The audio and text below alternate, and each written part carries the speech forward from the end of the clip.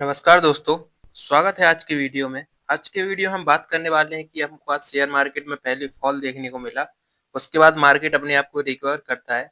जैसे आज हमको सेंसेक्स में 540 पॉइंट की तेजी को देखने मिली, क्योंकि सुबह से मार्केट में हमको गिरावट देखने को मिली। सेंसेक्स और निफ्टी जो है, उनमें हमको सुबह से काफ़ी ज़्यादा गिरावट देखने को मिली थी और जो निफ्टी है, वो 23,000 का लेवल हमको तोड़ते हुए नज़र आया था। बट जो निफ्टी है, उसने जो क्लोजिंग दी वो 23,150 के करीब दी। और जो एचडीएफसी बैंक के रिजल्ट आए हैं क्वार्टर 3 के, उसमें जो उसका प्रॉफिट है 2% के करीब बढ़ गया है और जो उसका प्रॉफिट अभी है वो 16,736 करोड़ हो गया है। बट जो प्रॉफिट अभी हुआ है कंपनी को, वो मार्केट के एक्सपेक्टेशन के अनुसार नहीं हुआ है और उसका जो प्रॉफिट है वो मार्केट की एक्सपेक्टेशन को बीट नहीं कर पाया है। तो अब देखने वाली बात होगी कि इसके शेयर में कल क्या होता है। आज के दिन तो हमें इसके शेयर में बढ़त दिखाई दी, बट आगे देखते हैं कि इसके शेयर में हमको क्या देखने को मिलता है। जबकि जो बीएससी के मिड कैप इंडेक्स और स्मॉल कैप इंडेक्स हैं, उसमें करीब करीब 1.5% की हमको गिरावट देखने को मिली। आईटी इंडेक्स को छोड़कर हमें सारे इंडेक्स में आज लाल निशान दिखाई दिया और जो सारे इंडेक्स में हमको बिकवाली दिखी। तो आप जैसे कि देख सकते हैं कि आईटी इंडेक्स को छोड़कर जो अदर सेक्टर्स हुए, अदर सेक्टर के इंडाइसेस हैं, उनमें काफी ज्यादा हमको गिरावट देखने को मिली।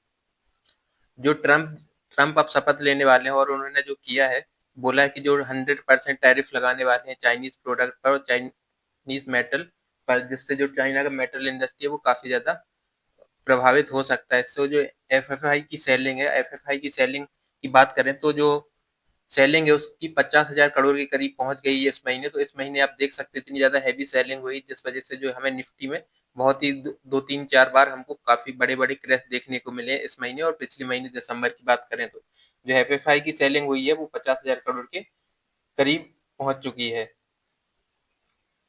एफएफआई द्वारा काफी ज्यादा हैवी सेलिंग की जा रही है इंडिया के स्टॉक मार्केट में।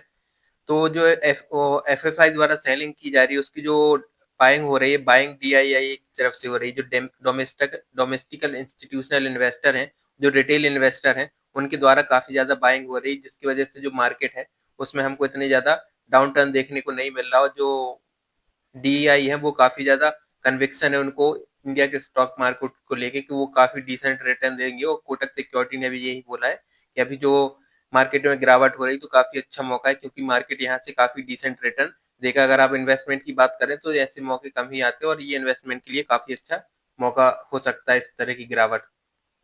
अब बात करें एफपीआई की, यानी फॉरेन पोर्टफोलियो इन्वेस्टमेंट की सेलिंग।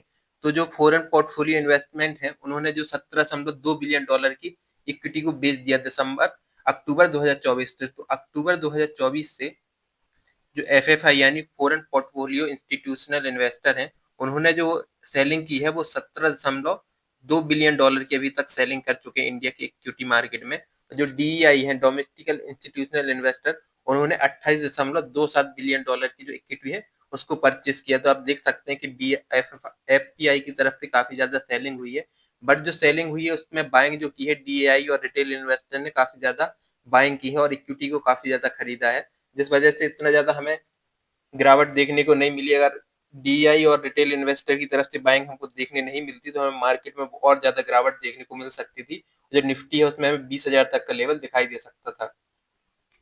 अब बात करें आज की मार्केट की, तो आज की मार्केट में बढ़त हमें क्यों दिखाई दी, उसकी जो मेन वजह थी कि जो यूएस का जो डाउ जोन्स इंडेक्स हुआ, एस&पी इंडेक्स हुआ, नेस्डेक इंडेक्स हुआ, कल के दिन हमें उनमें पॉजिटिविटी दिखाई दी और बढ़त के साथ बंद हुए। तो इस वजह से जो एशिया के सेंटीमेंट थे वो भी पॉजिटिव रहे और यूरोप के मार्केट के सेंटीमेंट भी काफी पॉजिटिव रहे। इस वजह से हमारे मार्केट में भी हमको आज के दिन तेजी देखने को मिली। अब बात करें निफ्टी के टेक्निकल्स की, तो निफ्टी इस ट्रेंड लाइन में ट्रेड कर रहा था और इसके ब्रेक होते ही हमें निफ्टी नीचे आते हुए दिखाई दिया। इसके बाद जो अगला इसका सपोर्ट हमको दिखता है वो 22,800 के करीब दिखता है। तो निफ्टी ने 23,000 के लेवल को टच किया, बट वो उधर से रिबाउंड करके निफ्टी ऊपर चला गया। अब देखने वाली बात होगी, अगर 23,000 के लेवल टूटता है तो हमें निफ्टी जो है 22,800 के करीब दिखाई दे सकता है। और जो निफ्टी में अगर और भी ज्यादा सेलिंग होती है, क्योंकि जो फॉरेन इंस्टीट्यूशनल इन्वेस्टर वो काफी ज्यादा ऑफलोड इक्विटी कर रहे हैं। और जो ग्रोथ स्टॉक हुए, ग्रोथ स्टॉक्स की बात करें तो ग्रोथ स्टॉक्स में हमें काफी ज्यादा गिरावट दिख रही है। जैसे पॉलीकैब हुआ, कल्याण ज्वेलर्स हुआ और काइनेस टेक्नोलॉजी या परसिस्टेंट सिस्टम हुआ। तो इस तरह के जो ग्रोथ स्टॉक्स होते हैं जो फ्यूचर में काफी अच्छा करेंगे, उसमें हमें कम से कम 8 से 10% की एक एक दिन में गिरावट देखने को मिल रही है। तो उसकी वजह से जो मिड कैप और स्मॉल कैप इंडेक्स है उसमें भी काफी ज्यादा हमको प्रेशर देखने को मिल रहा है। जो स्मॉल कैप और मिड कैप इंडेक्स है वो काफी नीचे आ चुके हैं, क्योंकि उसमें काफी ज्यादा गिरावट आज के दिन भी हमें जो स्मॉल कैप और मिड कैप के जो सेगमेंट है उनमें काफी ज्यादा गिरावट देखने को मिलेगी, क्योंकि इसमें काफी ज्यादा हेवी सेलिंग हो रही है। जो स्टॉक बहुत ज्यादा रिटर्न दे चुके हैं पिछले 5 साल में, 1 साल या 2 साल में, तो उनमें काफी ज्यादा प्रॉफिट बुकिंग हो रही है, तो इस वजह से ये स्टॉक हमें काफी नीचे आते हुए दिखाई दे रहे हैं। तो हम निफ्टी की बात करें तो निफ्टी का जो टेक्निकल चार्ट की बात करें तो अगर इस ट्रेंड लाइन को निफ्टी तोड़ता है तो इसके बाद हमें जो अगला लेवल दिखाई दे सकता है वो है 22,400। तो 22,400 की तो नहीं, बट 22,800 तक अगर लेवल टूटता है तो 22,800 का लेवल हमको निफ्टी में दिख सकता है। अगर बजट के बाद जो सेंटीमेंट है वो पॉजिटिव रहते हैं तो हमें निफ्टी में रिकवरी दिख सकती है, लेकिन अगर बजट के बाद सेंटीमेंट निगेटिव बनते हैं तो हमें 22,000 तक का लेवल निफ्टी में दिख सकता है।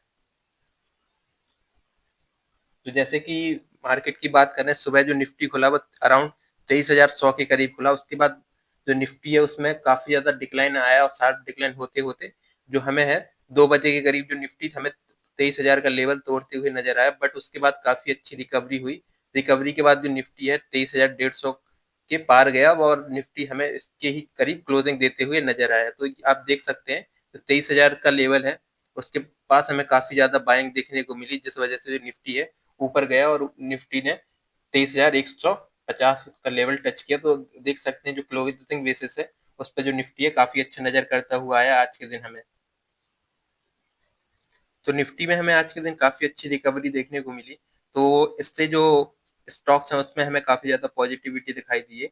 उसके बाद बात करते हैं निफ्टी आईटी इंडेक्स की। आज पूरे मार्केट में हमको अच्छी खासी गिरावट देखने को मिली सुबह के टाइम से ही, बट सुबह के टाइम से मार्क गिरावट देखने के बाद निफ्टी रिकवर कर गया। बट जो आईटी इंडेक्स है, आईटी इंडेक्स में हमें इतनी ज्यादा गिरावट नहीं देखने को मिली। उस सुबह से ही हमें आईटी सेक्टर के स्टॉक्स में काफी ज्यादा खरीदारी देखने को मिली। तो आज के दिन जो आईटी सेक्टर का इंडेक्स है वो हमें 2% के करीब ऊपर जाते हुए दिखाई दिया, जिसका मेन कारण था कि जो टीसीएस विप्रो हुआ इसके जो काफी अच्छे रिजल्ट आए थे तो इसमें काफी अच्छी खरीदारी देखने को मिली, जिस वजह से जो आईटी सेक्टर के स्टॉक्स हैं वो हमें आज ऊपर जाते हुए दिखाई दिए और इनमें काफी ज्यादा हमें खरीदारी देखने को मिली। अब बात करते हैं स्मॉल कैप सेक्टर की। तो स्मॉल कैप का जो इंडाइसिस है उसमें हमें करीब करीब 1.5% की गिरावट देखने को मिली। तो उसमें आज हमें 800 अंकों की गिरावट देखने को मिली। आप देख सकते हैं सुबह से ही जो स्मॉल कैप इंडेक्स है वो नेगेटिव में खुला, नेगेटिव के बाद जो स्मॉल कैप इंडेक्स है वो नीचे जाते हुए नजर आए। बट उसके बाद जब निफ्टी राइज हुआ 2 बजे के करीब तो इसमें भी हमें थोड़ी मोड़ी रिकवरी देखने को मिली। बट जो स्मॉल कैप और मिड कैप के इंडेक्स है उसका जो वैल्यूएशन है काफी हाई हो चुका है, तो इस वजह से इन स्टॉक्स में अभी अभी हमें आगे भी प्रेशर देखने को मिल सकता है। और जो मिड कैप और स्मॉल कैप के स्टॉक्स हैं उनमें काफी ज्यादा हमको अभी गिरावट देखने को मिल सकती है। अब बात करें H D F C bank की, तो H D F C bank के Q3 के रिजल्ट जो आए हैं उसमें जो उसका नेट प्रॉफिट जो हुआ है 2% के करीब ईयर ऑन ईयर से बढ़ा है। तो उसका जो नेट प्रॉफिट है वो 16,735 करोड़ पहुंच गया है, जबकि जो नेट इंटरेस्ट इनकम है वो 8% से कंपनी की बढ़ गई। तो कंपनी की प्रॉफिट में हमें थोड़ा थोड़ा सा ही वो राइस दिख रहा है, बट ये राइस काफी ज्यादा था क्योंकि जो कंपनी है वो काफी लार्ज कैप कंपनी है और जो प्रॉफिट है वो मार्केट की एक्सपेक्टेशन को बीट नहीं कर पाया। जो मार्केट ने एक्सपेक्ट किया था उसके हिसाब से प्रॉफिट नहीं आया है। तो आज की जो बड़ी खबर है वो है कि जो डोनाल्ड ट्रंप है उन्होंने थ्रेट किया 10% के टैरिफ लगाने का चाइना पर। जो चाइना से इंपोर्ट होता है मेटल का, उसकी वजह से आज के हमें निफ्टी के मेटल इंडेक्स में 2% की गिरावट देखने को मिली। और जो मेटल इंडेक्स है उसमें भी करीब हमें 2.2 to 3% का हमें फॉल देखने को मिला। जैसे वेल्सपुन कॉर्प हुआ, सेल हुआ, तो आज के इन स्टॉक्स में हमें काफी ज्यादा गिरावट देखने को मिली। तो इसका जो मेन इफेक्ट है कि वो मेटल स्टॉक्स में जो टैरिफ बढ़ेगा तो उससे इनकी प्रॉफिटेबिलिटी काफी अफेक्ट हो सकती है। इस वजह से जो मेटल स्टॉक है उनमें हमको गिरावट देखने को मिली।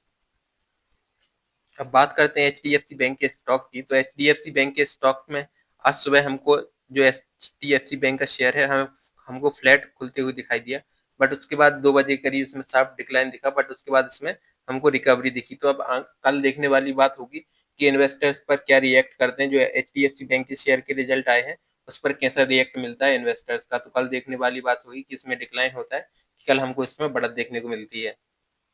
इसके बाद बात करें पॉलीकैब इंडिया लिमिटेड की, तो पॉलीकैब इंडिया लिमिटेड के भी रिजल्ट आए हैं और रिजल्ट जो आए हैं वो हम अच्छे तो कह सकते हैं, बट जो रिजल्ट आए हैं वो मार्केट की एक्सपेक्टेशन के हिसाब से नहीं आए हैं। मार्केट जितना एक्सपेक्ट कर रहा था, जो रिसर्च एनालिस्ट एक्सपेक्ट कर रहे थे कि रिजल्ट ऐसे आएंगे, तो उस एक्सपेक्टेशन से नहीं आए। तो इस वजह से हमें पॉलीकैब के जो शेयर है उसमें भी हमको गिरावट देखने को मिली।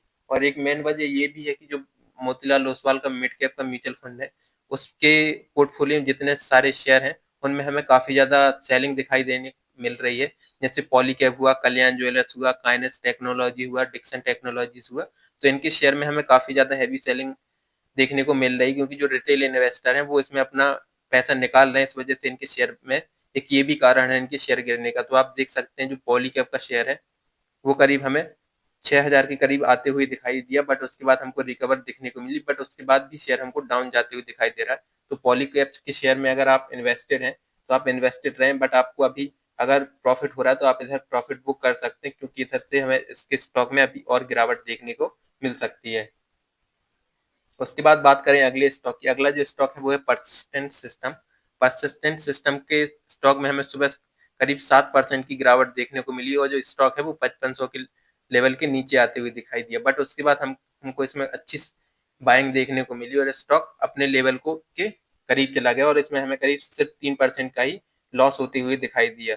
तो देख सकते हैं जो परसिस्टेंट कंपनी है वो काफी अच्छी है, और इसके जो रिजल्ट आने वाले हैं जिसको लेकर जो मार्केट है काफी सावधानी बरत रहा है। तो इस वजह से स्टॉक हमें रिकवर डाउन टर्न जाते हुए दिखाई दिए, बट इसके जो रिजल्ट है वो काफी अच्छे आएंगे, तो हमें कल इसका स्टॉक काफी ऊपर जाते हुए दिखाई दे सकता है, क्योंकि टीसीएस हुआ, विप्रो हुआ, तो आईटी सेक्टर की कंपनी काफी अच्छे रिजल्ट आ रहे हैं, और जो मार्केट एक्सपेक्ट कर रहा है कि इसकी जो रेवेन्यू और प्रॉफिट है उसमें हमें 21% या 22% तक के सीएजीआर से हमको इसके ग्रोथ दिखाई दे सकती है प्रॉफिट और रेवेन्यू को।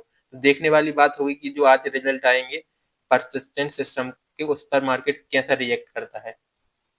उसके बाद बात करें अगली न्यूज की, तो अगला जो शेयर है वो है साइंट डीएलएम। तो इसके शेयर में भी हमें 14% की गिरावट देखने को मिली।